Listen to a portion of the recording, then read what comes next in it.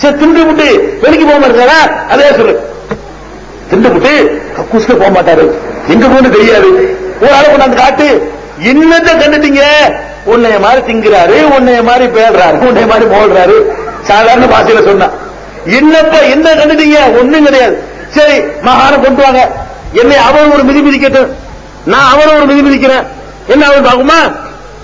நான் மிதிச்சா அவருக்கு வலிக்கும், அவர் மிதிச்சா எனக்கு வலிக்கும். மகானுக்காக வந்து எனக்கு ஒண்ணுமே ஆகாது. இன்னும் சொல்ல போனா அந்த மிதி ஒண்ணுமே செய்யாது. ஏன்? உழைக்காத மிதிக்கும். நம்ம எல்லாம் மிச்சம் இருக்கு, நம்ம கொடுத்தோம்னா செய்ய அது கடுமையா தான் இருக்கு.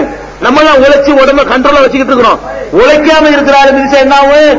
மகான கொண்டு வா, 2 பேரும் ஆளுக்கு ஒரு கத்தி போலீஸ்ல சொல்லி கொடுத்துருவோம். போலீஸ் சொல்லிடுவோம், நான் ஒரு டெஸ்ட்டுக்கு தான் உட்கார்ந்து இருக்க, ஆளுக்கு ஒரு கத்தி, நான் ஒரு மகான வயிற்றுல குத்துறேன், அவர் என்னைய குத்துட்டேன், எனக்கு கூட அது ஏற்படும், அவருக்கு ஒன்றும் ஏற்படல. இந்த கத்தியை கொண்டு குத்துனா அவருக்கு என்ன ஏற்படும்? அது எனக்கு ஏற்படும். என்னப்பா மகானு, எதுக்கு மனுஷன் போய் விடுவீங்க? உங்ககிட்ட தானி கேட்கிற மகானா?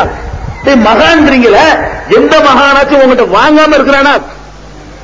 இப்படி வாங்குறான், காணிக்கை வாங்குறான், வாங்கி பிடிங்கிறான். இப்படின்னு 1000 பேருக்கு சொன்னா 4 பேர் பணக்காரன போக மாட்டானா? ஏண்டா 1000 பேருக்கு 100 ரூபாய் வாங்கிவிட்டு இப்படிங்கிறது. எவனாச்சும் 4 பேருக்கு பணக்காரன போயிடுவான். இவ்வளவு வரை கூட்டத்தில் 4 பேர் பணக்காரன போக மாட்டானா? 50 பேர் போக மாட்டான், 4 பேர் போவான். இந்த 4 பேர் போனவன் அவன் பிரச்சனை பண்ணுவான். இதான் நடந்துகிட்டு இருக்குது. மகான் சிறுவர் என்ன செய்யணும்? யாரும் எதுவும் கொண்டு வரக்கூடாது. வர்ற ஆளுக்கு 1000 ரூபாய் ஒரு மகான காத்து. மகான் நினைச்ச கூட மக்கள்கிட்ட கேட்கக்கூடாது, பெருமையை வீசிட்டு வாங்க, வர்ற ஆளுக்கு 1000 ரூபாய் ஒரு மகான காட்டு. அப்படியே செய்யப்ப என்ன மகானு?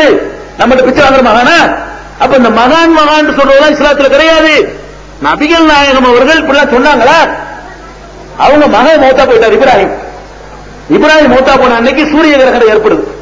நபிகள் நாயகத்துடைய மகன் இப்ராஹிம் மௌத்தா போன மரணித்த அன்னைக்கு சூரிய கிரகணம் ஏற்படுது.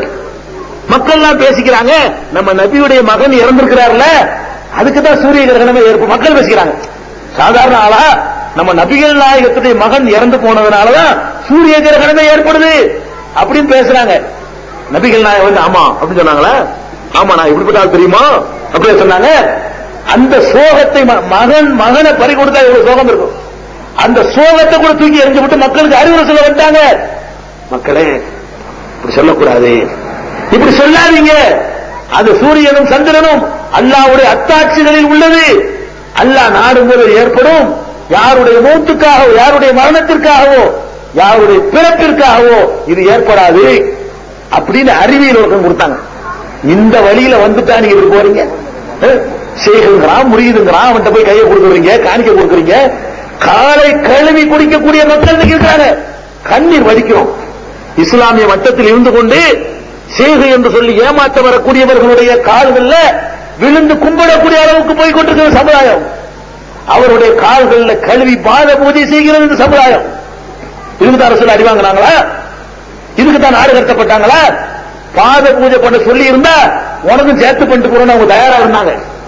எல்லாத்தையும் ஒழிச்சாங்க. அறிவுபூர்வமான ஒரு சமுதாயத்தை உருவாக்குனாங்க. ஏமாத்துற சமுதாயத்தை உருவாக்கல.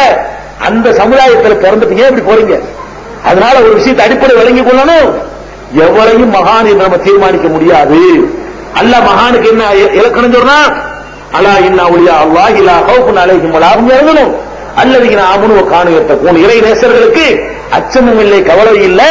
இறை நேசர்கள் யார் தெரியுமா? யார் அல்லாஹ்வை அஞ்சுகிறார்களோ அவர்கள் இறை நேசர்கள். அஞ்சுறது உள்ளத்தில் உள்ளது, உள்ளத்தில் உள்ள அல்லாஹ்வுக்கு மட்டும் தான் தெரியும். அதனால சுருக்கமா சொல்ல போவதாக இருந்தால், அல்லாஹ் ஒருவனை தவிர எவரிடத்திலையும் போய் வக்கீல் என்று சொல்லி போறதோ, சிபாரிசு பண்ணுவார்னு போறதோ, வாங்கி தருவார்னு போறதோ, மறுமையில வெற்றி தருவார் நினைக்கிறதோ, காசு பணம் தருவார் நினைக்கிறதோ, அப்படி அல்லாஹ் கொடுக்கவே இல்லை. எந்த நேரத்தில் யாரு கேட்டாலும், எப்ப கேட்டாலும், எவ்வளவு கேட்டாலும், எவ்வளவு பெரிய பாழி கேட்டாலும் தருவதற்கு கதவை திறந்து வைத்திருக்கக்கூடிய ரப்புல் ஆலமீன் ஒரே இறைவன் இருக்கிறான். நேர அவன்கிட்ட கேளுங்க. கடவுளுக்கு புரோக்கர் உண்டாக்காதீங்க. கடவுளே கத்துங்க, கேட்கவனுக்கு. மனுஷனை நம்பாதீங்க, இறைவனை மாத்திர நம்புங்க. அவன் தான் நம்மளை ஏமாத்த மாட்டான். இறைவனுக்கு தான் எந்த லாபமும் கிடையாது, இறைவனுக்கு தான் எந்த எதிர்பார்ப்பும் கிடையாது. அல்லாஹ் பத்தி நமக்கு சொல்ற இலக்கணம் அல்லாஹு சமத். அல்லாஹ்ங்கிற ஒரு தேவையும் இல்லாதவன். நீங்க பள்ளிவாசலுக்கு 100 ரூபாய் கொடுங்க, காணிக்கையா வாங்குறாங்க, பழம் வாங்கிட்டு வாங்க, பூ வாங்கிட்டு வாங்க சொல்லுதா? அப்படி ஒரு மார்க்கத்தில் வந்துட்டு ஏன் இந்த மாதிரி மனுஷங்க அழுவை விழுவுறீங்க? செத்தவங்க, உயிரோடு உள்ளவங்க, கூடு, குடியேற்றம், கழுத, குதிரை ஒன்னே வணங்குறான். அகில உலகையும் படைத்து பரிபாலிக்கின்ற ஒரே ஒரு இறைவனை வணங்க வேண்டும். அதுதான் ஏகத்துவம். ஏகத்துவம் என்பது சுபு வரைக்கும் பேசினாலும் பேசிட்டு இருக்க வேண்டிய ஒரு விருந்த தலைப்பு. இருந்தால் அறிவுடைய மக்களுக்கு இதுவே போதும் என்ற காரணத்தினால், நேரமும் முடிந்துவிட்ட காரணத்தினால் என்னுடைய உரையை இதோடு நிறைவு செய்து வாசிருக்காவான.